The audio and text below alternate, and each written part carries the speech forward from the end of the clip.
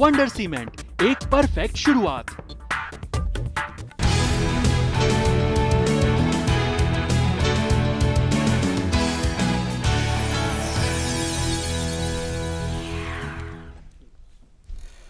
नमस्कार, आप DD news देख रहे हैं। मैं हूं अशोक श्रीवास्तव। रात के 8 बज चुके हैं और डीडी न्यूज पर वक्त है न्यूज नाइट का। अगले एक घंटे में न्यूज नाइट में आपको देश और दुनिया की तमाम बड़ी और अहम खबरें बताएंगे। आज सबसे बड़ी खबर जो है वो शेयर बाजार से आई। आज शेयर बाजार लगभग क्रैश कर गया। अब तक की अगर अंकों के हिसाब से देखें तो ये सबसे बड़ा, पिछले कुछ समय में ये सबसे बड़ा क्रैश था। क्या वजह रही शेयर बाजार इस तरह से क्रैश किया?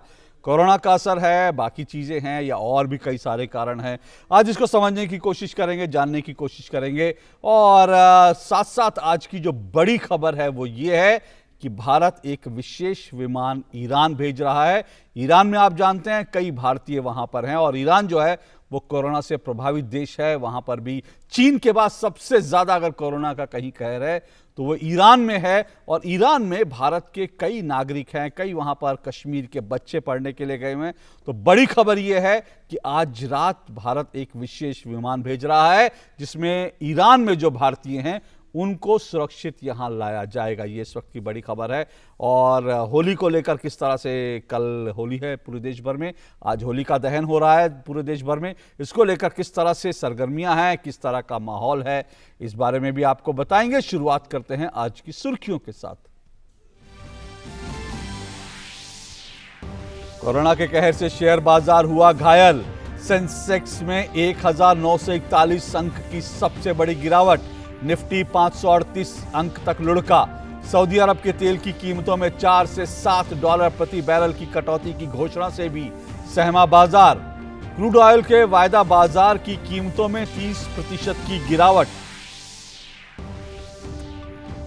कोरोना को लेकर देश में सरकार की तैयारियां और तेज, दिन भर बैठकों का दौर। स्वास्थ्य मंत्री ने कहा सरकार ने किसी भी प्रकार की स्थिति से निपटने के लिए हर संभव उपाय किए। कैबिनेट सचिव ने भी की बैठक। देश में संक्रमित मामलों की संख्या 43। यूपी, केरल, जम्मू कश्मीर और दिल्ली में कुल 4 नए मामले। दुनिया में कोरोना का कहर जारी। अब तक 1,10,000 से ज्यादा लोग संक्रमित, 3800 से ज्यादा लोगों की मौत। चीन में नए मामलों की संख्या में आई कमी। इटली और ईरान में ज्यादा खतरा। इस बैंक का संकट सामने आने के बाद मामले की जांच तेज। सीबीआई अधिकारियों ने मुंबई में 7 स्थानों पर छापे मारे। राणा कपूर का परिवार आरोपी बनाया। सीबीआई ने 7 आरोपियों के खिलाफ लुकआउट सर्कुलर जारी किया।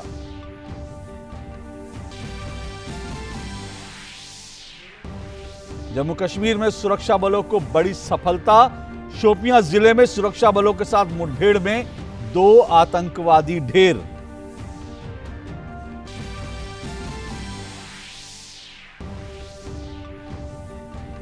जॉर्डन में हो रहे एशिया ओलंपिक क्वालिफायर्स में भारतीय मुक्केबाजों का दिखा दम। भारत ने 6 ओलंपिक कोटा हासिल करने में पाई कामयाबी।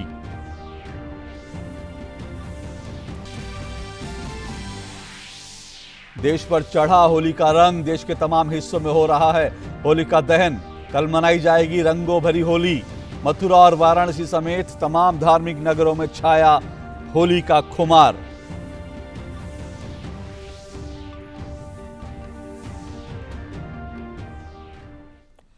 और अब सभी खबरें विस्तार से। आज की बड़ी खबरों के साथ शुरुआत करते हैं।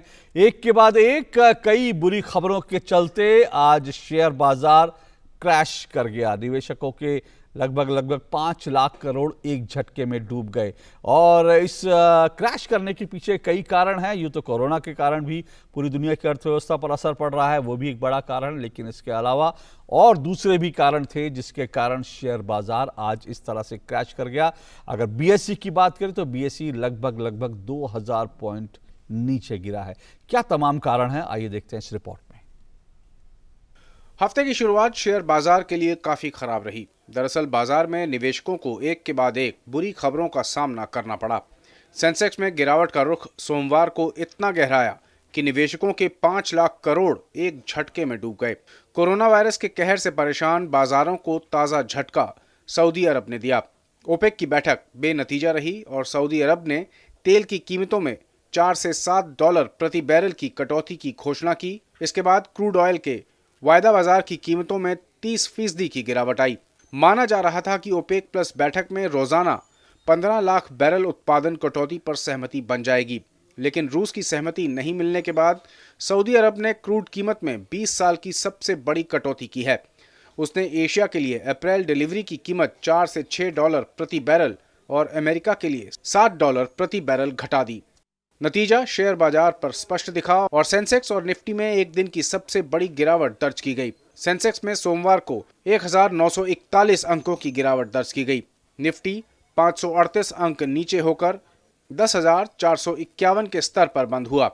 बीएसई के सभी सेक्टर्स नुकसान के साथ बंद हुए। मेटल, तेल और gas, bank, tech, PSU index 5% से ज्यादा के नुकसान के साथ बंद हुए। ONGC, Vedanta, Reliance, Zee entertainments, IndusInd bank में गिरावट 11 से 16% की रही। 650 से ज्यादा शेयरों के दाम 52 हफ्तों के निचले स्तर पर नजर आए। मार्केट जो है उनको सबसे जो खराब चीज़ लगती है वो है अनसर्टनिटी। अगर इस डिजीज़ का एक एक्सटेंट पता लग जाए या कंटेन कैसे होगा, अगर वो भी पता लग जाए तो आप देखेंगे कि मार्केट स्टेबलाइज हो जाएंगे और अभी गेन भी करेंगे। पर अभी सबसे बड़ी दिक्कत जो आ रही है कि इसका एक्सटेंट जो है वो किसी को समझ नहीं आ रहा। तो इस अनसर्टनिटी के कारण हम ये देख रहे हैं मार्केट्स का फॉल। आपने ऑल्सो ये भी देखा है कि क्रूड की प्राइसेस पे काफ़ी गिरावट आई है। आज सऊदी अरेबिया ने डिक्लेयर करा है कि प्रोडक्शन इंक्रीज़ करेंगे, प्राइसेस कम होंगी, उसका भी इम्पैक्ट पड़ेगा मार्केट पे। सोने के दाम में तेजी नजर आई और वैश्विक वायदा बाजार में ये 1700 डॉलर प्रति आउंस के आसपास नजर आया। हैरानी की एक बात और सामने आई कि अमेरिकी डॉलर जापानी येन और यूरो के मुकाबले कमजोर नजर आया, क्योंकि अमेरिकी ट्रेजरी यील्ड में गिरावट दर्ज की गई। जानकारों का मानना है कि दुनिया भर के वित्तीय बाजारों के लिए ये एक रोचक मोड़ है और निवेशकों को गिरते बाजार में सावधानी बरतनी चाहिए। Bureau report, DD news. और इस बीच कोरोना के कहर से भारत को बचाने के लिए केंद्र सरकार लगातार सतर्क है और उसको लेकर बैठकों का दौर जारी है। डॉक्टर हर्षवर्धन ने आज तमाम स्थानीय निकायों और दिल्ली सरकार के साथ इस पूरे मामले को लेकर समीक्षा बैठक की है। सरकार का कहना है कि इस मामले में बिल्कुल कोताही नहीं बरती जाएगी और साथ साथ बड़ी बात यह कि आज सुबह एक खबर आई थी और खबर में ये कहा गया कि कोरोना के चलते भारत में 2 मौतें हुई हैं, लेकिन स्वास्थ्य मंत्रालय ने इसका पूरी तरह से खंडन कर दिया। स्थिति पूरी तरह से नियंत्रण में है, लेकिन सरकार पूरी तरह से सतर्कता भी बरत रही है। देश में कोरोना के बढ़ते मामले को देखते हुए केंद्र सरकार पूरी तरह से अलर्ट है और बैठकों का दौर जारी है।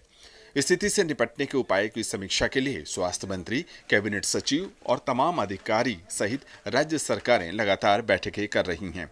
स्वास्थ्य मंत्री डॉक्टर हर्षवर्धन ने दिल्ली में कोरोना वायरस के संकट से निपटने के लिए दिल्ली सरकार और स्थानीय निकायों के साथ तैयारियों की समीक्षा बैठक की।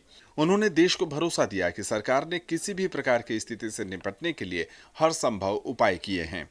तो मैं देशवासियों को आश्वस्त करना चाहता हूं कि हम सब प्रकार की तैयारियां कर रहे हैं। कोई भी ऐसा जो रास्ता है उसको हम नहीं छोड़ रहे हैं।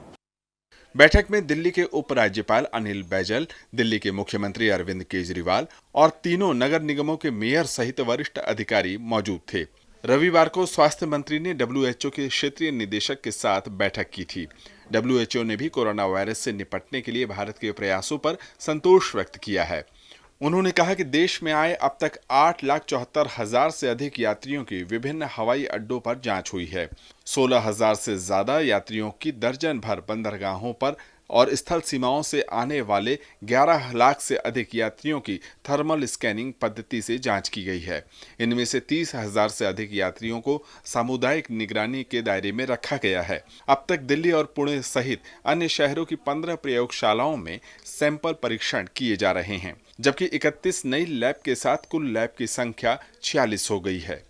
उन्होंने बताया कि सभी राज्य सरकारों के साथ भी नियमित समीक्षा की जा रही है और राज्यों को कोरोना वायरस से निपटने के लिए जल्द ही रैपिड एक्शन टीम बनाने के लिए कहा गया है। मीटिंग को बुलाने का मकसद ये था कि दिल्ली गवर्नमेंट को हम आगाह करें कि वो केसेस अगर बढ़ जाए किसी भी कारण से, कम्युनिटी में ट्रांसमिशन बढ़ जाए, तो उसके लिए सारी तैयारियां उस समय ना करने की बजाय आज करके रखें। यही हम सारे सरकार के जितनी भी देश में स्टेट गवर्नमेंट्स हैं सबके साथ इसी प्लेन पे हम लोग बातचीत कर रहे हैं। सरकार का कहना है कि मास्क और सैनिटाइजर की कालाबाजारी करने वालों से सख्ती से निपटा जाएगा। वहीं दिल्ली के मुख्यमंत्री अरविंद केजरीवाल ने कहा कि कोरोना वायरस से निपटने के लिए केंद्र और दिल्ली सरकार समन्वय के साथ काम कर रही है।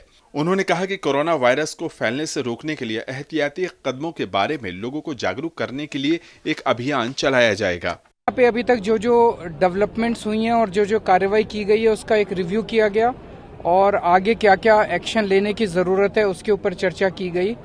अभी तक दोनों सरकारें काफ़ी कोऑर्डिनेटेड तरीके से काम कर रही हैं। इस बीच देश में कोरोना वायरस के 4 नए मामले सामने आने के बाद संक्रमित लोगों की कुल संख्या 43 पर पहुंच चुकी है। दिल्ली, उत्तर प्रदेश, जम्मू कश्मीर और केरल के एर्नाकुलम से एक नया मामला सामने आया है। स्वास्थ्य मंत्रालय ने साफ किया कि देश में कोरोना वायरस से अब तक किसी भी मौत की खबर नहीं है।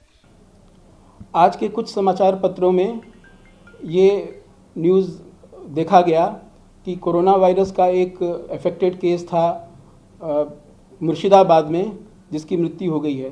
लेकिन मैं इस विषय में ये क्लैरिफाई करना चाहता हूँ कि उनकी जो रिपोर्ट है वो नेगेटिव है। इसका अर्थ ये हुआ कि देश में कोरोना वायरस से अभी कोई मृत्यु नहीं हुई है, ऐसा कोई मामला सामने नहीं आया है। देर शाम कैबिनेट सचिव ने भी बैठक कर तैयारियों का जायजा लिया।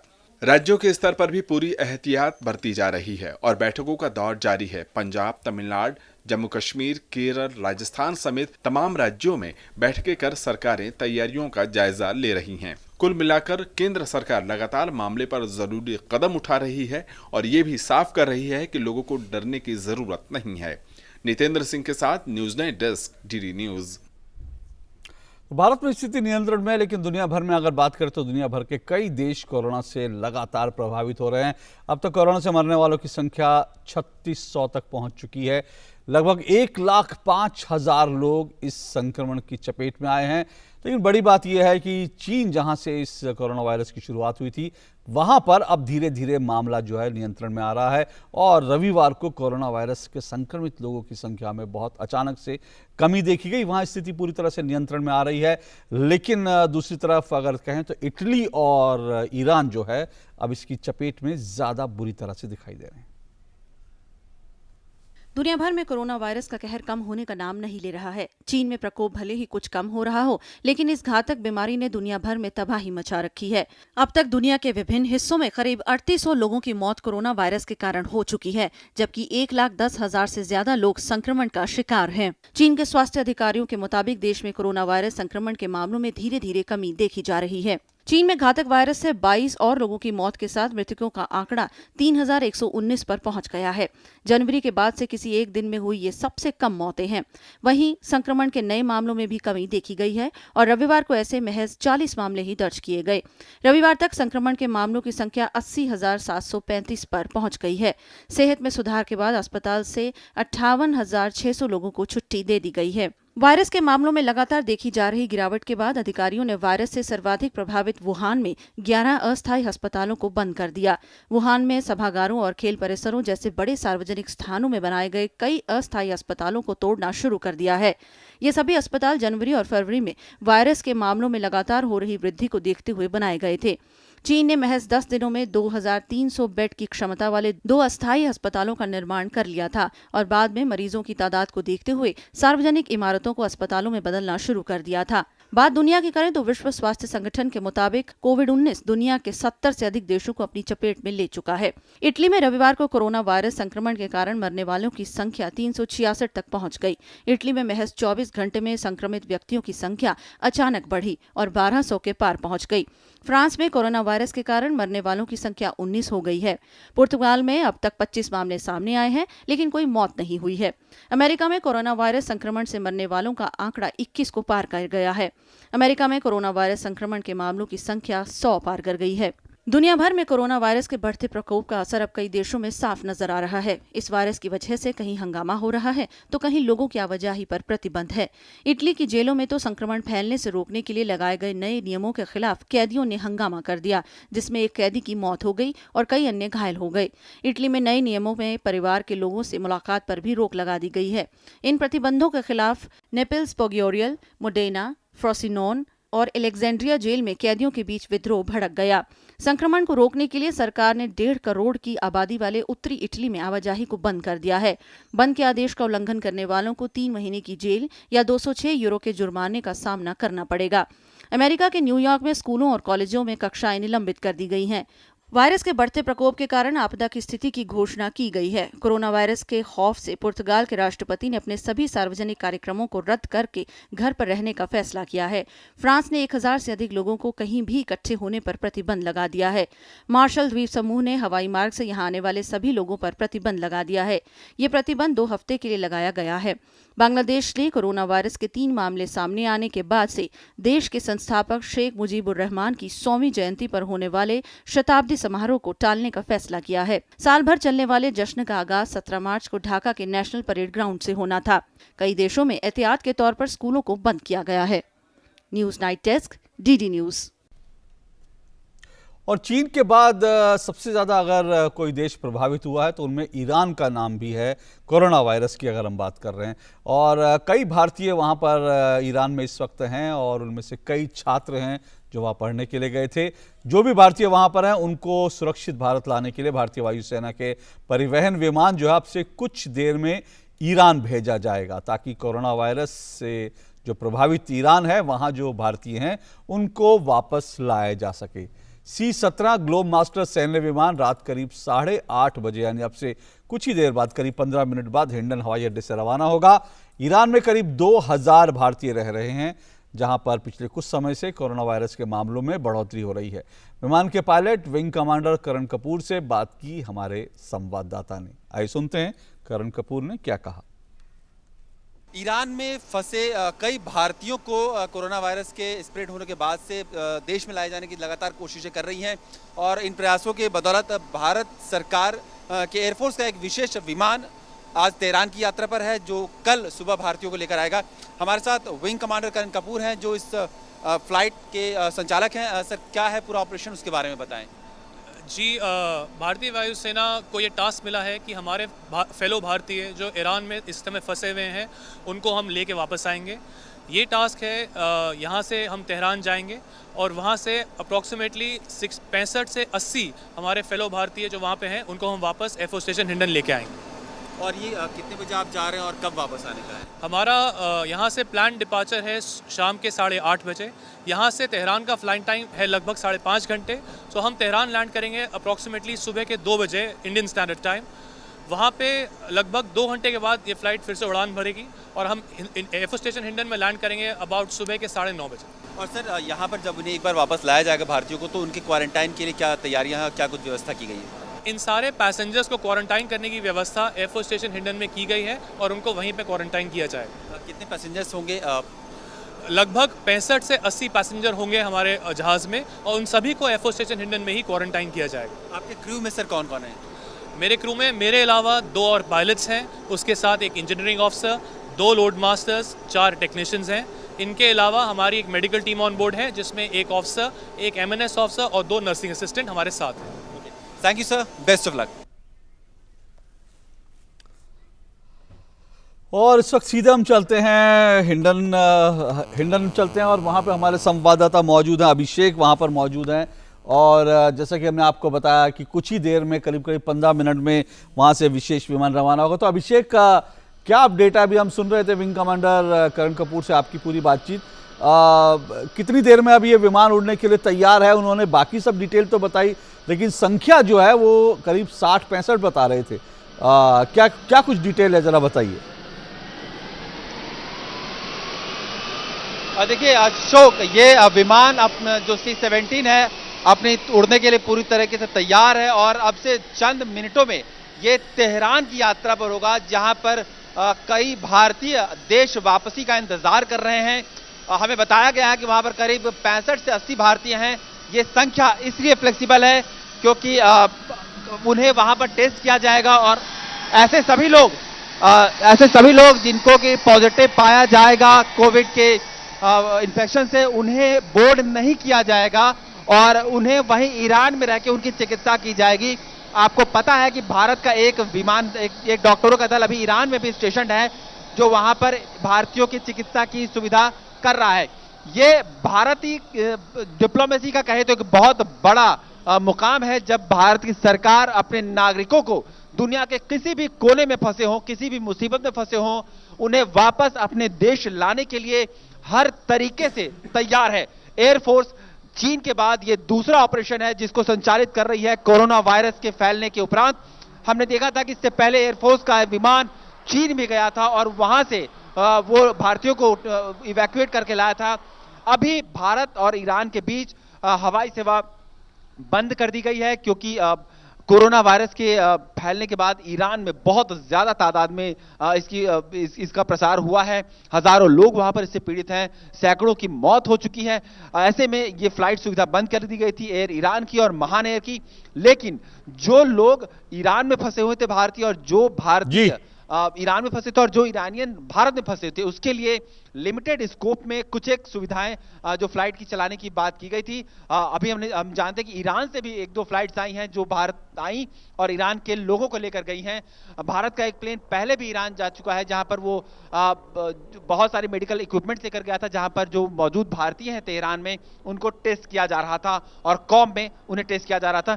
फिलहाल जो ये विमान जा रहा है, ये उन सभी जो कि कोविड-19 से नेगेटिव होंगे, जिनकी जांच में नेगेटिव होगा, उन्हें सिर्फ बोर्ड करके लाया जाएगा और वापस से हिंडन एयरबेस पर ही इनके लिए एक क्वारंटाइन फैसिलिटी बनाई गई है, जहां पर 15 दिनों तक सभी को रखा जाएगा। और उसके उपरांत अगर उनमें से किसी को भी इंफेक्शन या किसी प्रकार का सस्पिशन नहीं होता है कोविड का, तो फिर उन्हें वापस अपने घर जाने की अनुमति दी जाएगी। जी अभिषेक, मैं इससे पहले आऊं आपके पास दोबारा, अपने दर्शकों को बता दूं, ये आप हिंडन एयरपोर्ट से आप ये देख रहे हैं, सीधा प्रसारण है। इस वक्त हिंडन एयरपोर्ट पे भारतीय वायुसेना का विमान जो है उड़ान भरने के लिए तैयार है। हमारे संवाददाता अभिषेक आपको दिखाई दे रहे हैं, उसके बारे में अपडेट दे रहे हैं। और ये विमान लगभग 5.5 घंटे में तेहरान पहुंचेगा और जो भी भारतीय वहां पर हैं, जिनको जैसा अभिषेक बता रहे हैं जो कोविड-19 से नेगेटिव आए हैं, उन सबको भारत लाया जाएगा। ये विमान हम पीछे लगातार देख रहे हैं कि उड़ान भरने की बिल्कुल तैयारी में है। सुबह 9:30 बजे वापस जो है इन यात्रियों को लेकर लगभग पहुंच जाएगा। अभिषेक ये बताइए कि इनमें लगातार हम देख रहे थे कि इनमें क्या भारतीय स्टूडेंट्स काफ़ी हैं, कश्मीर के स्टूडेंट्स हैं, क्योंकि कश्मीर में काफ़ी पेरेंट्स थे, वो सब चिंतित थे, वो लोग लगातार सरकार से गुहार लगा रहे थे कि हमारे जो बच्चे हैं उनको वहाँ लाया जाए। तो उसमें यात्री जो उनके बारे में कुछ विस्तार से आपके पास जानकारी है, जो वापस लाए जाएंगे? देखिए अशोक, 2 तरीके के यात्री हैं। वैसे तो ईरान में कुल भारतीयों की तादाद कहीं ज़्यादा है, लेकिन जो 2 तरीके के लोग हैं, जो फ्लोटिंग पॉपुलेशन कह सकते हैं, जो टूरिस्ट हैं, जो किसी पर्पस से वहाँ पर गए थे कुछ एक दिन के लिए, कुछ लोग बिजनेस ट्रिप के सिलसिले में गए होंगे, और कुछ स्टूडेंट हैं जो वहाँ पर पढ़ते हैं। तो ऐसे बहुत सारे लोगों को SOS कॉल एम्बेसी ने रिसीव किया था कि हम यहाँ फंसे हुए हैं। चूंकि फ्लाइट्स की जो सर्विसेज हैं भारत और ईरान के बीच अभी सस्पेंडेड हैं, और ऐसी हालत में उनका भारत आने का कोई दूसरा रास्ता नहीं है सिवाय इसके कि कोई स्पेशल अरेंजमेंट की जाए। अब सिविल जो सिविल फ्लाइट्स हैं वो बंद है, तो भारत की सरकार ने और ईरान की अथॉरिटीज ने लगातार बात करके इस मुद्दे को तय किया कि किस प्रकार से लॉजिस्टिकली अरेंजमेंट्स किए जा सकते हैं। एक खतरा ये रहा कि चाहे वो स्टूडेंट हो या किसी भी रिलीजियस पिलग्रिमेज पे गए हों या बिजनेस के सिलसिले में, वो ईरान के अलग अलग हिस्से में घूमे हैं, और जिस प्रकार से ईरान में इतना ज्यादा कहर है कोरोना वायरस का, तो बहुत संभव है कि कुछ भारतीयों को ये इन्फेक्शन हो गया होगा। तो इसलिए पहले एक भारतीय मेडिकल दस्ता ICMR का ईरान के कोम में पहुंच चुका है, जहां पर उन्होंने अपने एस्टैब्लिशमेंट में सारे लोगों को लगातार चेक किए हैं, और जो उनके स्वैब सैंपल से वो भारत ला गए थे, ताकि ये बात की पुष्टि कर ली जाए कि जो लोग वहां से ईरान से भारत लाए जाएं वो नेगेटिव हों। जिनमें सस्पिशन पॉजिटिव पाया जाएगा उनकी चिकित्सा वहीं पर की जाएगी। अभी हमने देखा कि किस प्रकार से सरकार न सिर्फ भारतीयों को वहां से लाने की कोशिश कर रही है, बल्कि उनके परिवारजनों, उनके रिश्तेदारों और उनके मित्रों को भी ढांढस बढ़ाने का काम कर रही है। जिस प्रकार से विदेश मंत्री कश्मीर गए और विशेष रूप से उन्होंने ऐसे लोगों, ऐसे लोग जो ईरान में हैं अभी इस वक्त, उनके परिजनों से, उनके पहचान वालों से मुलाकात की। ये बताता है कि सरकार में कितनी ज्यादा एम्पैथी है ऐसे लोगों के प्रति जो कि किसी भी मुसीबत में दुनिया के किसी कोने में फंसे हों। और ये भी एक मैसेज है कि आप भारत के नागरिक हैं और दुनिया के किसी भी हिस्से में हो, किसी भी मुश्किल में हो, सरकार आपको नहीं छोड़ेगी। सरकार आपके लिए काम करेगी और किसी भी सूरत बनाएगी जहां पर आपको वापस अपने वतन सुरक्षित लाया जा सके। तो अभिषेक, एक तरह की ये नई तरह की डिप्लोमेसी है। इससे पहले भी हमने देखा था युद्ध क्षेत्र में जहां पर भारतीय फंसे हुए थे उनको सुरक्षित लाने के लिए जो है लगातार प्रयास हुआ। और अब ये देख रहे हैं कि ये जो कोरोना के कारण जो यात्री कहीं पर भी हैं, भारतीय हैं, चिंतित हैं, उनके परिजन यहाँ पर हैं, क्योंकि कश्मीर के लगातार तस्वीरें आ रही थी, वहाँ पर जो पेरेंट्स थे वो बाकायदा प्लेकार्ड लेके खड़े थे कि उनके बच्चों को, सरकार से गुहार लगा रहे थे कि उनके बच्चों को लाया जाए। और आज तो विदेश मंत्री खुद वहाँ पर थे। तो इसका मतलब डिप्लोमेसी का एक और नया चैप्टर है ये। और भारतीय जो भारतीय नागरिक हैं उनकी सुरक्षा को लेकर जो है ये एक नई तरह की डिप्लोमेसी है। बिल्कुल अशोक, देखिए दो चीजें इस सरकार की डिप्लोमेसी के बहुत सेंटर में रही है। पहला, नेबरहुड फर्स्ट की पॉलिसी, यानी पड़ोसी जो देश है उनके प्रति भारत अपनी जिम्मेदारियों को समझता है और उनके प्रति दोस्ती को आगे बढ़ाने में विश्वास रखता है। और दूसरा जो अहम पक्ष है वो कि भारतीय दुनिया के किसी भी हिस्से में हो, देश उनकी जरूरतों को, उनकी सुरक्षा को प्राथमिकता में रखता है और उन्हें वापस कभी भी लाने की तैयार रखता है। मसला चाहे ऑपरेशन राहत का हो, जहां पर यमन में हमने हजारों भारतीयों को देश लाने की कोशिश की, उसके अलावा हजारों विदेशी नागरिकों को भी हमने युद्ध क्षेत्र से बाहर निकालने का प्रयास किया। इसके अलावा मसला चाहे अभी कोविड के कहर के बारे में बात करें तो ये एक दुनिया भर में एक ऑलमोस्ट महामारी की स्थिति में पहुंच चुका है, जहां पर 100 से ज्यादा मुल्कों में ये स्थिति है। दुनिया भर में ट्रांसपोर्टेशन बैन हो चुकी हैं, जो आप कहें सी रूट्स बंद हो गए हैं। भारत की सरकार ने भी जो क्रूज शिप्स हैं या जो भी सी पोर्ट से नागरिक आना चाह रहे हैं वहां पर काफी ज्यादा रिस्ट्रिक्शंस हैं, क्योंकि बहुत गहन जांच चल रही है कि कोई भी केस भारत में आके यहां पर महामारी को और भी ज्यादा बुरा ना बना दे। तो ऐसी स्थिति में डिप्लोमेसी एक ऐसा माहौल बना रही है जहां पर सरकार लगातार इस चीज को की सुरक्षा की लगातार इस चीज का प्रयास करेगी, किस प्रकार से जो हाईएस्ट अथॉरिटीज हैं ईरान की सरकार की, उनसे लगातार बात की जाए। और कुछ भारतीय, बेशक वो नंबर में 65 या 80 हो, लेकिन वो भारत की का रिप्रेजेंटेशन करते हैं, भारत की जनता है, और उनमें से हर एक भारतीय को वापस देश तक कैसे लाया जाए इसकी व्यवस्था की जाए। ये पूरा जो मसला है, प्रधानमंत्री लगातार इस बात की कहें तो नजर रख रहे हैं। हर दिन हाईएस्ट लेवल पर मीटिंग्स हो रही हैं, कैबिनेट सेक्रेटरी इस पर मीटिंग कर रहे हैं कि कौन भारतीय है, कहां पर फंसा है, किस प्रकार की समस्याएं हैं, अगर किसी भारतीय को कहीं पर इन्फेक्शन हो भी गया है तो उस पर किस प्रकार से मेडिकल एड पहुंचाई जा सकती है, एम्बेसी उनके लिए वहां पर क्या कर सकता है। तो दुनिया के तमाम हिस्सों में किसी भी प्रकार की मुसीबत में भारतीयों को बचाना, उन्हें सुरक्षित रखना और उन्हें सुरक्षित देश वापस आना भारतीय डिप्लोमेसी का एक ही बहुत नया और बहुत ही मजबूती से बढ़ता अध्याय है। अशोक, अभिषेक, जो लोग यात्री आएंगे, और जैसा अभी हम सुन रहे थे आपकी बातचीत, लगभग सुबह 9:30 बजे ये विमान जो है उन लोगों को लेकर हिंडन पहुंचेगा और हिंडन में क्वारंटाइन की व्यवस्था की गई है। और क्या क्या हिंडन में क्या क्या बंदोबस्त किए गए हैं, क्या जो लोग आएंगे उनके परिजन जो हैं वो जाहिर सी बात है वो लोग बड़े चिंतित हैं, वो लोग अपने लोगों से मिलना चाहते हैं, अपने परिवार के लोगों से, क्या अपने परिजनों से मिल पाएंगे या बात कर पाएंगे, और किस तरह की व्यवस्था हिंडन में की गई है? देखिए अशोक, यहाँ पर मिलने का तो बहुत ज्यादा रिस्ट्रिक्शंस है, क्योंकि ये बहुत ही तेजी से इसका संक्रमण फैलता है और बहुत ही धीमी तरीके से फैलता है। तेजी से इसका मतलब ये कि बहुत ही लेथल है फैलने में, लेकिन इसका जो सिम्टम्स जो एग्जिबिट होते हैं, जो उसके संक्रमण के जो लक्षण दिखाई देते हैं, उसमें काफी वक्त लग जाता है। तो आप जब बहुत रिलैक्स हो जाते हैं फिर आपको लगता है कि इसका संक्रमण आपको हो चुका है। तो ऐसी किसी भी सूरत से बचने के लिए यहाँ पर लोगों को क्वारंटाइन किया गया है, बावजूद इसके कि वो टेस्ट में नेगेटिव किए गए हैं। अगर यहां पर पहुंचते हैं तो किसी भी प्रकार का रिस्क ना लिया जाए। पूरे फैसिलिटी को हमने देखा कि किस प्रकार से जो डिसइंफेक्टेंट हैं लगातार वहां पर छिड़काव किया गया है कि किसी भी प्रकार का वायरस या बैक्टीरिया वहां पर ना रहें, क्योंकि वायरस जो ये जिनको भी ये वायरस संक्रमित करता है उनकी इम्यून सिस्टम काफी कमजोर हो जाती है, उसके बाद उनको बैक्टीरियल इन्फेक्शन के खतरे होते हैं।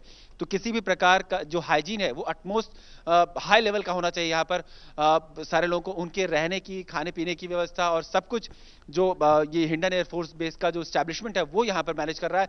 अशोक, इस पूरे मसले पर एक बार हमें भारतीय सेना को भी बहुत ज्यादा धन्यवाद देना होगा।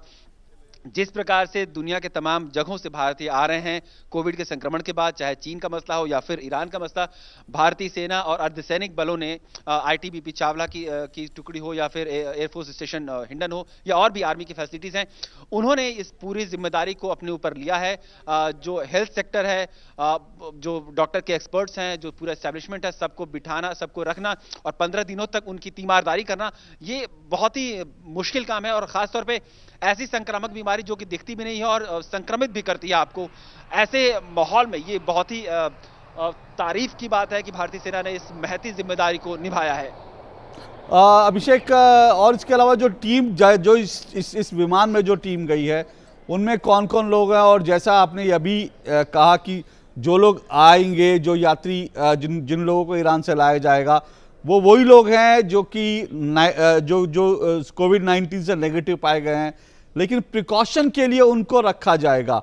और जो लोग वहां पर हैं, अभी हम आपको, हमारा कैमरा पैन कर रहा है, इस वक्त आप देख रहे होंगे, क्योंकि वो विमान जो है वो उड़ान भरता हुआ है, रात का वक्त है, आपको सिर्फ लाइट्स दिखाई दे रही होंगी। देखिए ये विमान जो है उसने उड़ान भर ली है, और ये भारतीय विमान जो है, ये वायुसेना का विमान, इसने ईरान के लिए उड़ान भर ली है। करीब करीब 5.5 घंटे में ये ईरान पहुंचेगा, करीब 5.5 घंटे में ईरान पहुंचेगा। और उसके बाद 60 से 70 जो भारतीय हैं जिनमें कोविड-19 जो है उसके जो है कोई संक्रमण नहीं पाया गया, नेगेटिव है, ऐसे तमाम लोगों को लेकर के वापस सुबह लगभग 9:30 बजे ये विमान वापस हिंडन पे लैंड करेगा।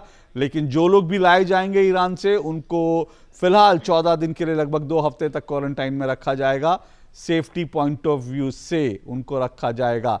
तो अभिषेक, जाहिर सी बात है, अब इनके प्रतीक्षा होगी, विमान ने तो उड़ान भर ली है, अब इनके आने की प्रतीक्षा होगी। हम आपके पास लौटेंगे और भी अपडेट लेंगे। जाहिर सी बात है, आज हमारे संवाददाता अभिषेक रात भर वहीं हैं और वहाँ से भी कोई अपडेट होगा, और सुबह जब ये विमान लैंड करेगा तो अभिषेक वहाँ से तमाम अपडेट देंगे। तो अभिषेक, हम जानते हैं कल त्यौहार का दिन है, होली का दिन है, लेकिन उसके बावजूद आप अपनी ड्यूटी पर तैनात हैं। जिस तरह से भारतीय वायुसेना के जवान अपनी ड्यूटी में तैनात है, आप भी ड्यूटी में तैनात हैं, रहिए वहाँ पर, हम आपके पास लौटेंगे। लेकिन फिलहाल आपका बहुत बहुत शुक्रिया। तो अभिषेक हमारे संवाददाता हिंडन एयरपोर्ट से हमें लाइव दे रहे थे। आपने देखा विमान उड़ गया है और सुबह 9:30 बजे ये वापस लैंड करेगा। तो ये विमान उड़ गया, ये लैंड भी करेगा, लेकिन जो है हम बाजार की बात करें, बाजार जो है, अगर शेयर बाजार की बात करें तो आज वो उड़े भी नहीं, लैंड भी नहीं करे, बल्कि पूरी तरह से क्रैश कर गए। करीब करीब 2000 पॉइंट जो हैं वो बाजार क्रैश कर गए। आज की बड़ी खबर है, इसके पीछे कारण कई सारे हैं।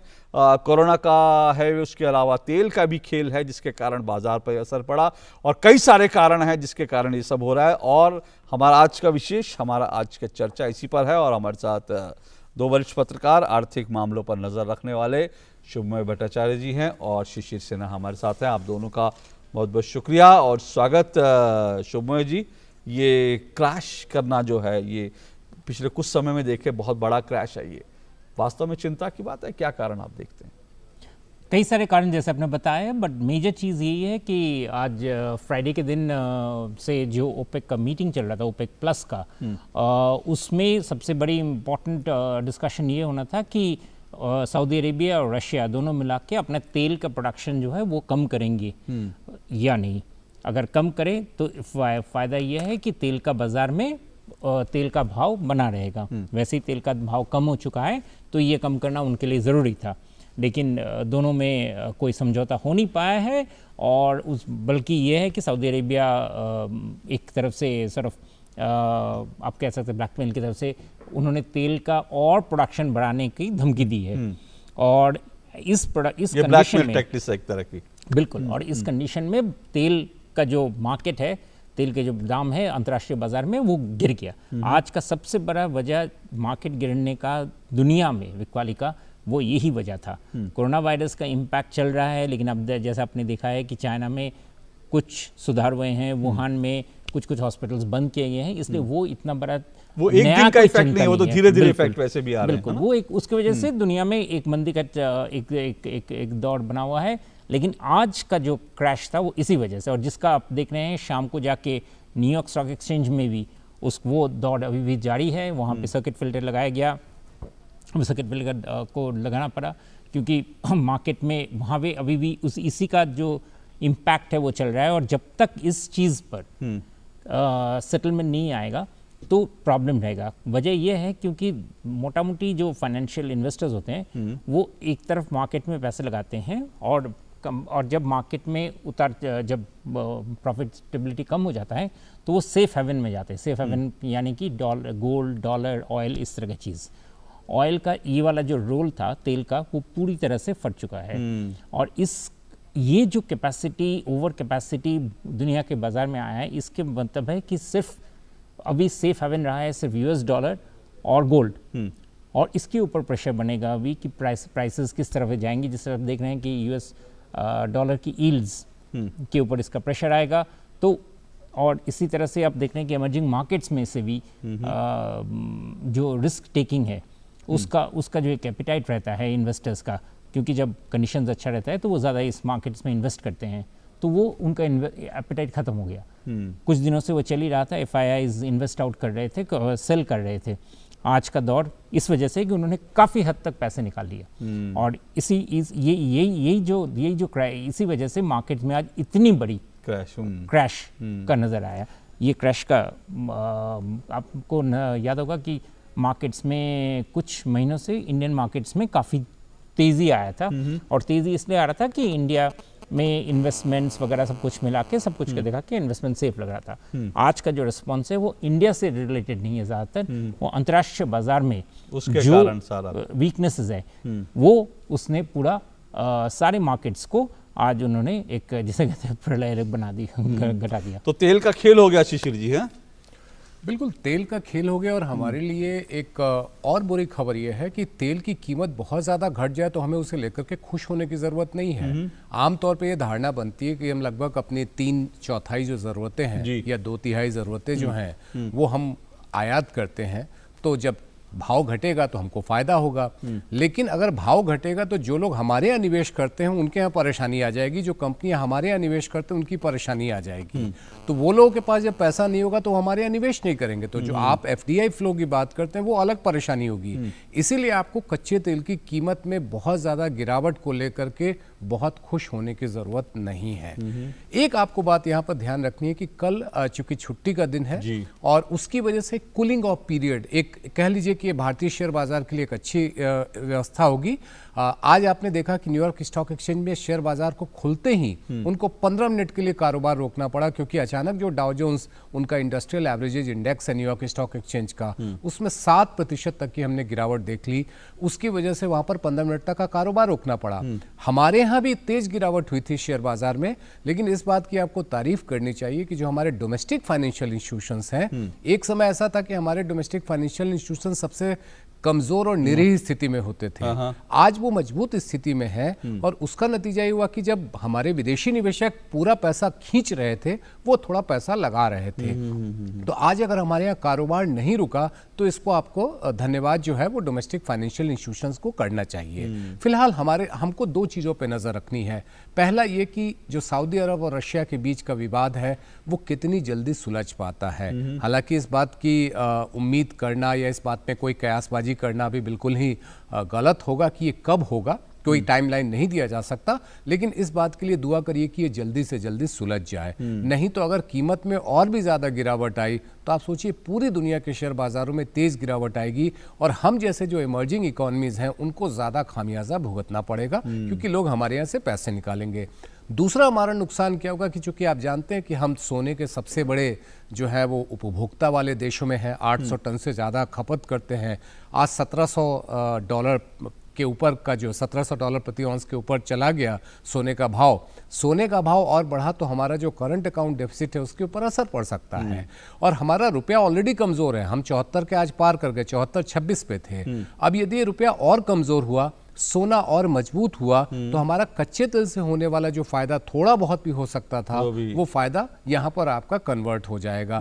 तो हमें ये सारी चीज़ों को ध्यान में रख करके आकलन करना चाहिए। केवल ये देखना कि शेयर बाजार में एक दिन में 2000 पॉइंट गिर गए, निवेशकों के 7 लाख करोड़ रुपए स्वाहा हो गए और कच्चे तेल का भाव 40 के नीचे आ गया तो हमें बड़े खुश होने की ज़रूरत है। प्लीज़ ऐसा मत करिए, तमाम चीज़ों पे, तमाम पहलुओं पर ध्यान करिए और एक समग्र दृष्टि से सोचिए कि इसका हमारे लिए कितना फ़ायदा है और कितना नुकसान। यानी कई चीज़ें एक साथ जुड़ी हुई हैं और उसका इम्पैक्ट जो है कई चीज़ों पर पड़ेगा। तो जैसा शिशिर जी ने कहा, शुभमय जी, कूलिंग ऑफ पीरियड है, कल का दिन छुट्टी का है, तो उम्मीद क्या कर रहे हैं आप? क्या उसके बाद बाजार जो है क्या अगले आने वाले, क्योंकि अब जो हमारे हाथ में नहीं है, एक जो अगर हम सऊदी अरब और रशिया के समझौते की बात करें वो तो हमारे हाथ में नहीं है, लेकिन और क्या चीज़ें आप एक्सपेक्ट कर रहे हैं अगले आने वाले दिनों में? एक चीज़ जो फ्राइडे से शुरू हुआ है वो है यस बैंक का संभालने का स्थिति, क्योंकि क्राइसिस, एक ही तरफ से क्राइसिस हुआ और दूसरी तरफ स्टेट बैंक ने मोर्चा संभाला है, तो वो किस तरह से अपने आप को रिजॉल्व कर पाते हैं, कितना जल्दी इन्वेस्टर्स ला पाएंगे, कितना जल्दी से यस बैंक को एक रिकंस्ट्रक्शन के प्लेटफॉर्म पे ला सकेंगे, इस पर बाजार का ध्यान ज़रूर रहेगा। क्योंकि यस बैंक कोई कोऑपरेटिव बैंक नहीं है, भारत का चौथा सबसे लार्जेस्ट प्राइवेट सेक्टर बैंक है और इस बैंक के ऊपर कैसा होता है, कैसा चलता है। इनफैक्ट आज जो डिसीजंस लिए गए थे वीकेंड के दौरान, उससे हमारे पास फ़ायदा हो सकता था नॉर्मल कंडीशन में बाज़ार में, लेकिन ये तेल के बिकवाली की वजह से वो इफेक्ट ज़्यादा दिखाने। वैसे आप देखेंगे कि येस बैंक के शेयर्स ही आज शायद गिने चुने शेयर्स से बाजार में जिसमें इजाफा हुआ है। तो इन्वेस्टर्स को कॉन्फिडेंस ज़रूर लगा है कि येस बैंक में जो काम हो रहा है वो सही है, इससे उनको फ़ायदा होगा। येस बैंक में फिर से वो पोजीशंस लेने के लिए तैयार हो रहे हैं, लेकिन ये आगे ये वाला क्रम एक इमीडिएट प्रायोरिटी जो रहेगा। दूसरा चीज़ है कि तेल, जैसे शिशिर बता रहे थे कि तेल के मार्केट में जो गिरावट आया है, अभी उसको कितना चुस्ती से सरकार इस्तेमाल करके क्या क्या बदलाव ला सकते हैं। जैसे क्या ऑप्शन है सरकार के पास? एक जैसे शिशिर का ही सजेशन और वो आइडिया अच्छा लगा मुझे कि एक्साइज ड्यूटी में अगर इस वक्त इजाफा करे सरकार, तो एक तरफ से तो उनके टैक्स, जो हमारे दर्शक है वो हमारे होली के पहले हमें गाली सुनाएंगे कि उनके लिए पेट्रोल डीजल महंगा करने की बात कर रहे हैं। बात ये नहीं है, बात ये है, मैं इसमें साफ बता दूं कि सरकार एक्साइज ड्यूटी रेज कर सकते हैं, उससे टैक्स में उनका बहुत बड़ा फायदा होगा। लेकिन ये बिल पेट्रोल पंप में ₹1 का भी कोई नुकसान नहीं होगा, दाम में कोई राइज नहीं होगा, क्योंकि लोगों को इतना एहसास नहीं होगा, लोगों के लिए कोई प्रॉब्लम नहीं आएगा। लेकिन ये अपॉर्चुनिटी है जिसका इस्तेमाल किया जा सकता है। अब सरकार करे वो तो अलग बात है, लेकिन इससे जो फिस्कल कंडीशन में जो प्रेशर आया है वो एक जल्दी से उसमें सुधार आ सकता है। इस साल की जो फिगर्स हैं उस पर चिंता का एक माहौल बना हुआ है कि सरकार अपने टारगेट्स पहुंच पाएंगे या नहीं। मैं 2019-20 की बात कर रहा हूँ, तो उनके फिगर्स में वो उस जो घाटा है कई हद तक वो कंट्रोल कर सकते हैं। और इसमें एक्चुअली ये किया जा सकता है कि लोगों को और भी पेट्रोल डीजल के प्राइसेस में और भी कट किया जा सकता है। आज कुछ कट हुए हैं, और भी ज़्यादा कट किया जा सकता है। कट करने के बावजूद भी तेल के जो इतना दूर से तक नीचे जो उतर गया है, उसका सरकार फायदा कर सकते हैं, फायदा उठा सकते हैं कि एक्साइज ड्यूटी में रेज करके। दूसरी तरफ ये इमीडिएट शॉर्ट टर्म चीज़ें हैं। अभी जैसे यस बैंक में स्टेट बैंक पैसे लगा रहे हैं, तो एज एन इन्वेस्टर साथ में जो पब्लिक सेक्टर बैंक्स में जो इन्वेस्टमेंट्स की ज़रूरत होगी, क्योंकि 1 मार्च से बहुत सारे पब्लिक सेक्टर बैंक्स एक नए रूप में लोगों के सामने आएंगे, तो एक बहुत बड़ा चेहरा, एक बहुत नया चेहरा होगा। और उसके लिए सरकार को अगर इस वक्त रिकैपिटलाइजेशन का कुछ अगर शुरू करे, और वो शुरू करने का ये बहुत एक अच्छा मौका हो सकता है इस वक्त कि सरकार के पास थोड़ा सा एक्स्ट्रा कैश आ सकता है, जिससे ये सब काम शुरू किया जा सकता है। ऐसे बहुत सारी चीज़ें हैं जो किया जा सकता है और जिससे इकोनॉमी में एक जिसे कहते हैं एक ग्रोथ का माहौल रिवाइव हो सकता है। लेकिन शिशिर, कुल मिलाकर देखें तो तेल का एक पूरा मामला ऐसा है जो कि हमारे हाथ में नहीं है, और जब भी होता है इसके शॉक्स जो हैं इकोनॉमी को लगते रहते हैं, और उससे हमने बचने का हमारे पास कोई विकल्प भी नहीं है। तो इसलिए पूरी तरह से हमें निर्भर रहना पड़ेगा अब इसी बात पर कि कब वो समझौता होता है और कब किस तरह का समझौता होता है, और शायद कोई दूसरा रास्ता समझौता अगर ना हो तो अच्छी बात है, क्योंकि तेल का दाम अगर एक तरफ से चले तो हमारे लिए कोई दुख भरी बात नहीं है। ये अगर नीचे स्तर तक जाए उसका इफेक्ट और दूर तक जाएगा, लेकिन कि इन्वेस्टमेंट्स वगैरह, बट शॉर्ट टर्म में ये हमारे लिए बेनिफिशियल है। इसको ऑयल शॉक ना करके इसको ऑयल नो शॉक कह सकते हैं। देखिए, मैं ये समझता हूँ कि हमारे लिए आज के दिन में इस बात पे भी ध्यान रखना है। देखिए, $40 प्रति बैरल के ऊपर अगर कच्चे तेल के भाव आ जाते हैं, क्योंकि आज आप देखेंगे कि लेट ट्रेडिंग सेशन में थोड़ी सी रिकवरी हुई है क्रूड ऑयल के प्राइसेस में, खासतौर पर मैं ब्रेंट की बात करूं तो लगभग 35-36 पे आ गया था, और वहाँ से थोड़ी रिकवरी आती है तो 40 के ऊपर आएगा, तो ये शेयर बाजार में एक भरोसा दिला सकता है कि चलो आपको अभी घबराने की ज़रूरत नहीं है। और दूसरी तरफ आप ये भी ध्यान रखिए कि अमेरिका हो चाहे खाड़ी के देश हों जो कि हमारे यहाँ बड़े पैमाने पर निवेश करते हैं, वहाँ की कंपनियाँ हों चाहे वहाँ के जो वेल्थ फंड हैं, उन फंड के पास ऐसा ना हो कि उनके पास पैसे की दिक्कत हो जाए और वो हमारे यहाँ से पैसा निकालने को सोचें, तो हमें इस बात पर भी ध्यान देना है। तीसरा ये कि आज के समय में आपके पास एक ये भी सुविधा है कि क्या आप अपने स्ट्रैटेजिक रिजर्व को और बेहतर कर सकते हैं, क्योंकि आज हमारा जो स्ट्रैटेजिक रिजर्व है उसमें 90 डेज तक की तेल जमा करने की क्षमता बनाई गई है। अभी मेरे ख्याल से जहाँ तक मेरी जानकारी है 60 या 70 दिन का ही उसमें जमा है, मैं ये अनुमान कर रहा हूँ, हो सकता है इससे ज़्यादा भी हो सकता है, लेकिन उसको बढ़ाने के लिए एक संभावना बन रही है कि आप बाजार से ज़्यादा तेल ले करके आप आ जाए। देखिए, आपको ये भी ध्यान रखना है कि दुनिया भर में कच्चे तेल की मांग कम हुई है, और कच्चे तेल की मांग इसलिए कम हुई है क्योंकि पर्यटन पे कमी आई है, हवाई यातायात में कमी आई है, और बाकी जो लोकल ट्रांसपोर्टेशन है, आप इटली में देखिए कि एक पूरा का पूरा हिस्सा ही जो है वहाँ पर इकोनॉमिक एक्टिविटीज़ और नॉर्मल एक्टिविटीज़ जो है वो बंद है। चाइना में एक बड़ी एक्टिविटीज़ बंद है, तो वहाँ पर आपके लिए जो फ्यूल की ज़रूरत होती है वो कमी आई है। तो इसमें हमारे लिए अपॉर्चुनिटी भी है, हमें कॉशियस रहने की भी ज़रूरत है, और हमें ये देखना है कि क्या हम किसी और ऑल्टरनेटिव की बात कर सकते हैं। थोड़े समय में संभव नहीं है, लेकिन एक मौका हमें दे रहा है कि हम उस बारे में नए सिरे से विचार करें और इसके लिए अपनी तैयारियां भी करें। जाहिर सी बात है, अवसर भी है, चुनौतियां भी हैं, इसको देखना पड़ेगा किस तरह से हम भारत जो सरकार है और जो फाइनेंशियल इंस्टीट्यूशंस हैं वो किस तरह से इसके लिए मुकाबला करने के लिए तैयारी करते हैं। बहुत बहुत शुक्रिया आप दोनों का, बहुत शुक्रिया आपका इस आज की बड़ी खबर पर चर्चा करने के लिए। और आज की बड़ी खबर पर चर्चा के बाद वक्त फिलहाल एक ब्रेक का है, ब्रेक के बाद खबरों का सिलसिला जारी रहेगा।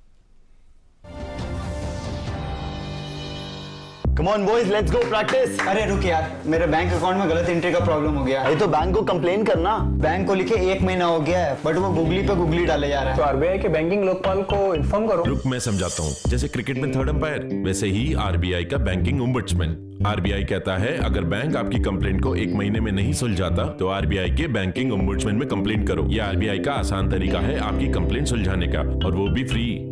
समझे? आरबीआई कहता है जानकार बनिए, सतर्क रहिए।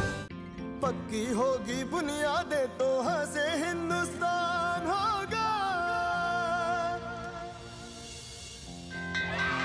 पहले करो शुरुआत करो, करो तो पक्की बात करो। पहले करो शुरुआत करो, करो तो पक्की। वंडर सीमेंट, एक परफेक्ट शुरुआत। आज का भारत जानता है कि जब देश की बेटी खड़ी होती है तभी जीत बड़ी होती है।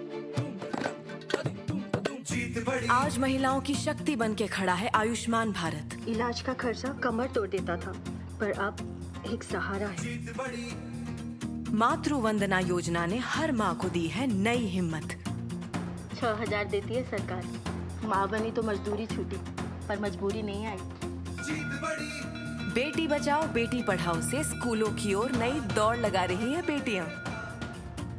ज्यादा लड़कियां आ रही हैं, ज्यादा नंबर भी ला रही हैं। देखकर लगता है हम भी इम्तिहान पास कर गए। 8 करोड़ गैस कनेक्शन, 11 करोड़ शौचालय और मुद्रा योजना से 15 करोड़ महिलाओं को लाभ। भारत सरकार के ऐसे कई कदमों से ये साबित हो रहा है कि जब देश की बेटी खड़ी होती है तभी जीत बड़ी होती है। जीत बड़ी।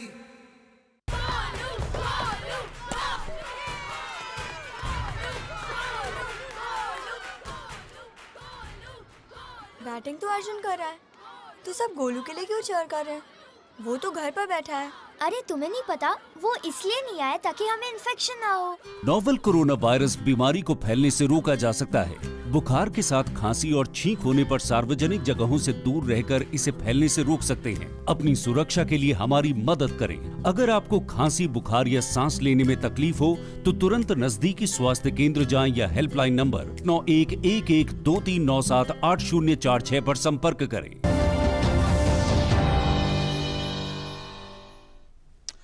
न्यूज़लैंड में आपका एक बार फिर स्वागत है। और यस बैंक को लेकर के सीबीआई और ईडी लगातार इस मामले में जो है वो लगातार छापेमारी कर रही हैं और जांच पड़ताल में लगी हैं। ईडी पहले ही इस मामले में राणा कपूर को गिरफ्तार कर चुके हैं, जो कि इस यस बैंक का संस्थापक है। इस बीच सीबीआई ने करीब करीब 5 कंपनियों को और साथ साथ राणा कपूर की जो बेटियां हैं उनके नाम पर जो तमाम कंपनियां, उनके खिलाफ एक नामजद रिपोर्ट दर्ज की है। यस बैंक का संकट सामने आने के बाद इस मामले की जांच तेज हो गई है। सीबीआई और ईडी पूरे मामले में तेजी से कार्रवाई कर रहे हैं। इनके निशाने पर है बैंक के सह संस्थापक राणा कपूर का परिवार।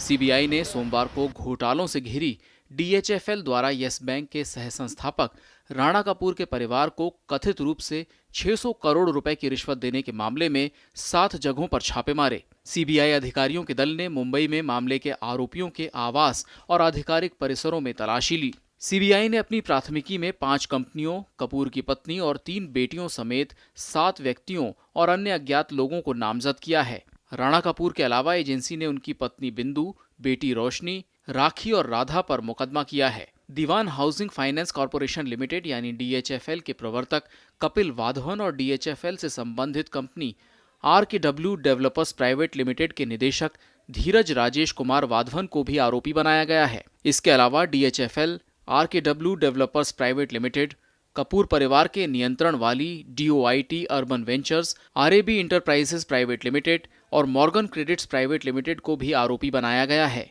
इन सभी पर आपराधिक षड्यंत्र, धोखाधड़ी और भ्रष्टाचार के आरोपों में प्राथमिकी दर्ज की गई है। एजेंसी का आरोप है कि कपूर ने डीएचएफएल के प्रवर्तक कपिल वाधवन के साथ आपराधिक षड्यंत्र कर यस बैंक के माध्यम से डीएचएफएल को वित्तीय सहायता मुहैया कराई और उसके बदले राणा के परिवार के सदस्यों को अनुचित लाभ मिला। सीबीआई की प्राथमिकी के अनुसार घोटाला अप्रैल और जून 2018 के बीच शुरू हुआ, जब यस बैंक ने डीएचएफएल के अल्पकालिक ऋण पत्रों में 3700 करोड़ रुपए का निवेश किया था। इसके बदले वाधवन ने कथित रूप से कपूर और उनके परिवार के सदस्यों को 600 करोड़ रुपए का फायदा पहुंचाया। यह लाभ DoIT urban ventures India private limited को कर्ज के रूप में दिया गया। राणा कपूर को प्रवर्तन निदेशालय ने पहले ही गिरफ्तार कर लिया है। इस बीच सरकार ने फिर कहा है कि वो इस मामले में आरबीआई के संपर्क में है और ईडी, सीबीआई भी मामले की जांच कर रही हैं। वित्त मंत्रालय ने साफ कहा है कि भ्रष्टाचार बर्दाश्त नहीं किया जाएगा। सीबीआई, ईडी अपना काम कर रही है। विदेश जाने पर उनका लुकआउट नोटिस निकल चुका है और इसके अलावा जो भी कार्रवाई होगी वो की जाएगी। और हमने पहले दिन से स्पष्ट किया है कि मोदी सरकार में भ्रष्टाचार, इस पर पूरी तरह से लगाम लगाई जाएगी। हमने 6 वर्षों तक ईमानदार सरकार दी है और अगर कोई देश में देश की जनता की गाड़ी कमाई का पैसा लूट कर लेकर जाएगा तो उसके खिलाफ पूर्व में भी हमने कार्रवाई की, अब भी हम कार्रवाई कर रहे हैं, भविष्य में भी कार्रवाई करने से संकोच नहीं। इस बीच सोमवार को यस बैंक के शेयरों में 30% से ज्यादा की तेजी देखने को मिली। नकदी संकट से जूझ रहे इस बैंक में एसबीआई ने 2450 करोड़ रुपए में 49% हिस्सेदारी लेने की बात कही है, जिसके बाद यह तेजी आई। मुंबई से योगेश शीतल के साथ news night desk, DD news. और वक्त फिलहाल एक और छोटे से ब्रेक का। ब्रेक के बाद खबरों का सिलसिला जारी रहेगा।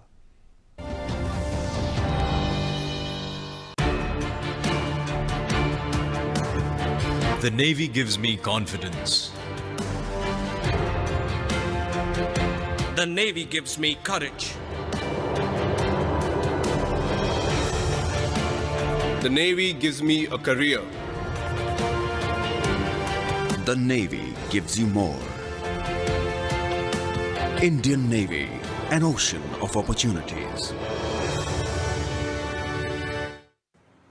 अरे मैडम, लगता है आपको अपनी धरती से प्यार नहीं है। ये क्या कह रहे हैं आप? मैं नहीं कह रहा हूँ, ये ये कह रहा है हमारा रोजी रोटी इस दरिया से चलती है, पर आज प्लास्टिक के कचरे में समुद्र घुट घुट के मर रहा है। प्लास्टिक को पूरी तरह नष्ट होने में कई 100 साल लगते हैं। अगर आप प्लास्टिक कम यूज करो ना, तो हमारे और इन जीवों के जीवन में थोड़ा खुशी आएगा। हाथ जोड़ने विनती है, रिक्वेस्ट है आपसे। समझ गई मैडम। अगर आप प्लास्टिक रीयूज नहीं कर सकती तो उसे रिफ्यूज कीजिए और ये थैला यूज कीजिए। खादी का है। Thank you sir. आज से नो प्लास्टिक बैग। वाह क्या बात है। चलिए एक और जुड़ गया ग्रीन गुड डीड्स अभियान से। हम सबको भी करनी है हर दिन ग्रीन गुड डीड्स, यानी कुछ हरे भरे काम अपनी धरती के नाम। आज का भारत जानता है कि जब देश की बेटी खड़ी होती है तभी जीत बड़ी होती है।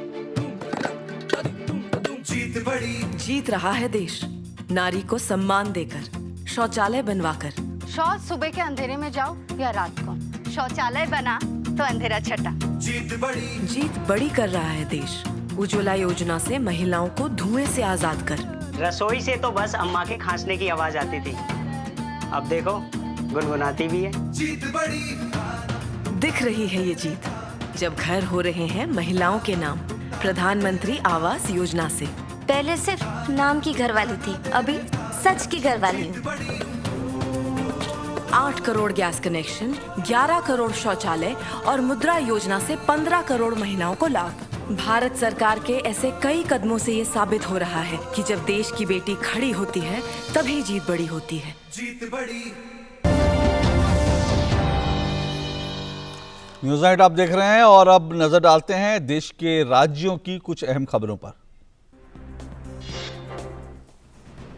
मध्य प्रदेश कांग्रेस के विभिन्न गुटों में चल रही अंदरूनी लड़ाई के बीच कांग्रेस के वरिष्ठ नेता ज्योतिरादित्य सिंधिया, उनके समर्थक, कुछ मंत्रियों और विधायकों के मोबाइल फोन सोमवार शाम अचानक बंद हो गए।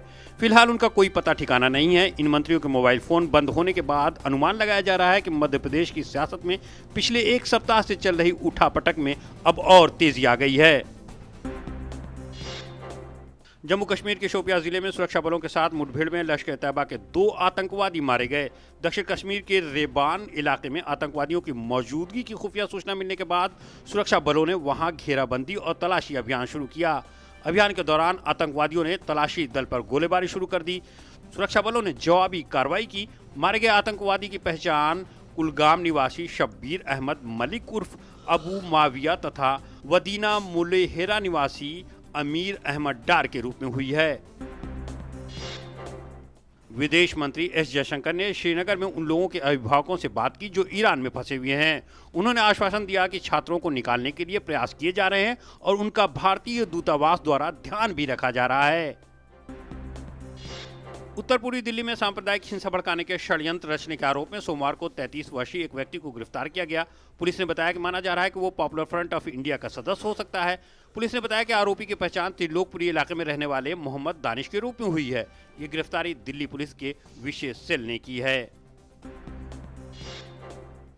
सीबीआई ने दंगा प्रभावित उत्तर पूर्वी दिल्ली में बोर्ड परीक्षा की नई तिथियां घोषित की हैं। कक्षा 12वीं की परीक्षा 31 मार्च से शुरू होकर 14 अप्रैल को खत्म होंगी। वहीं कक्षा 10वीं के पेपर 21 मार्च से शुरू होकर 30 मार्च को समाप्त होंगे। दंगा प्रभावित इलाकों में 29 फरवरी तक परीक्षा स्थगित कर दी गई थी। इलाहाबाद उच्च न्यायालय ने पिछले वर्ष दिसंबर में सीएए के खिलाफ विरोध प्रदर्शन के दौरान निजी और सार्वजनिक संपत्ति को नुकसान पहुंचाने के आरोपियों के पोस्टर लखनऊ की सड़कों से हटाने के निर्देश जिलाधिकारी और पुलिस आयुक्त को दिए। इसके साथ ही अदालत ने लखनऊ प्रशासन से 16 मार्च तक इस मामले में रिपोर्ट भी मांगी है। और रंगों का त्यौहार होली कल देश और दुनिया में पूरी धूमधाम से मनाया जाएगा। उसके लिए लगभग तैयारियां हैं। हर जगह पर होली की धूम अभी से दिखाई देने लगी है। आज होलिका दहन का दिन था और दिन है और देश के कई हिस्सों में लोग होलिका दहन कर रहे हैं और पूजा प्रार्थना कर रहे हैं। रंगों के त्योहार होली की शुरुआत हो चुकी है। देश भर में होली को लेकर लोगों में उत्साह देखा जा रहा है। देश के कोने कोने से होली के अलग अलग रंगों और मस्ती की तस्वीरें सामने आ रही हैं। कहीं होलिका दहन हो रहा है तो कहीं खेली जा रही है रंगों की होली। आज होलिका दहन है। देश भर में होलिका दहन का त्योहार धूमधाम के साथ मनाया जा रहा है। परंपराओं के अनुसार होलिका दहन से पहले दिन में होली पूजन किया जाता है। होलिका दहन के दौरान पवित्र अग्नि में जौ की बालियों को भूना जाता है और लोगों को उसका प्रसाद दिया जाता है। लोग अग्नि के चारों ओर फेरे लेते हैं। सोमवार को होलिका दहन मनाया गया तो मंगलवार 10 मार्च को पूरे देश में होली मनाई जाएगी। भगवान शिव की नगरी बनारस और कृष्ण जन्मभूमि मथुरा में होली के रंग चारों ओर फैल रहे हैं। दोनों ही जगहों पर लोग हर्षोल्लास के साथ होली का त्योहार मना रहे हैं। बात कृष्ण की नगरी की करें तो मथुरा के बांके बिहारी मंदिर में लोगों ने होली के पहले खूब हुड़दंग मचाया। यहाँ लोगों ने जमकर अबीर और गुलाल उड़ाए। प्रियकांत मंदिर में भी होली के रंग देखे गए। लोगों ने यहाँ भी जमकर होली खेली। मथुरा, वृंदावन, गोवर्धन और बरसाना की लठमार और फूलों की होली दुनिया भर में मशहूर है। इन इलाकों में कई दिन पहले होली शुरू हो जाती है। वाराणसी में पिचकारी के रंग सभी को सराबोर करने को तैयार हैं। तमाम घाटों पर होली के रंग बिखरे पड़े हैं। वाराणसी में कोरोना वायरस से बचने के लिए एक होली का गीत भी गाया जा रहा है। इस गीत के माध्यम से होली खेल रहे लोगों में अवेयरनेस फैलाई जा रही है। आमतौर से बनारस की होली हुड़दंग वाली होली होती है, लेकिन इस बार कोरोना वायरस की वजह से लोग न सिर्फ एक दूसरे को रंग की जगह हल्दी चंदन का लेप लगा रहे हैं, बल्कि दूर से ही नमस्ते करके होली मना रहे हैं। वाराणसी के 80 घाट पर कोरोना को लेकर जागरूकता फैलाई गई। काशी के 80 घाट पर सुबह से ही होलियारे ढोलक, झाल, मजीरा के साथ इकट्ठा हुए और पूरे घाट के लोगों को होली में सावधान रहने की हिदायत दी। मुंबई में भी होली के रंग देखने को मिल रहे हैं। लोग कोरोना वायरस से लोगों को जागरूक भी कर रहे हैं। ये कोरोना वायरस ये जो फैला है, इसको 1 मीटर की दूरी रखना चाहिए जो पेशेंट के लिए, और हर टाइम हाथ धोना चाहिए से, साबुन से, अच्छे से डेटॉल से अपना हाथ हर टाइम धोना चाहिए। और नाक में रुमाल या एक मास्क आया है मेडिकल स्टोर में जो मिलता है, वो आदमी लोग पहनना चाहिए। और इसी के साथ होली की ढेर सारी शुभकामनाएं आपको। अपना ख्याल रखिए और होली मनाइए सतर्कता से, थोड़ा भीड़ भाड़ से बचे, अपनों के बीच होली खेलिए और किसी को परेशान मत कीजिए, होली का आनंद लीजिए। होली की तमाम शुभकामनाओं के साथ मुझे दीजिए इजाज़त, लेकिन डीडी न्यूज़ पर खबरों का सिलसिला जारी है। कुछ ही देर में हमारा विशेष कार्यक्रम 2 टूक। नमस्कार।